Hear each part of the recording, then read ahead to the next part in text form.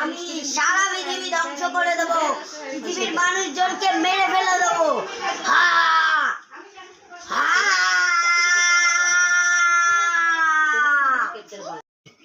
আমরা এখন জানতে চাচ্ছি শহরে কি কি হচ্ছে। সেটা হচ্ছে কি, আমাদের শহরে একটা কি চলে এসেছে, মনস্টার। সে চোখেতে আগুন বেরোয়। আমরা অনেক ভয়ঙ্কর ইসে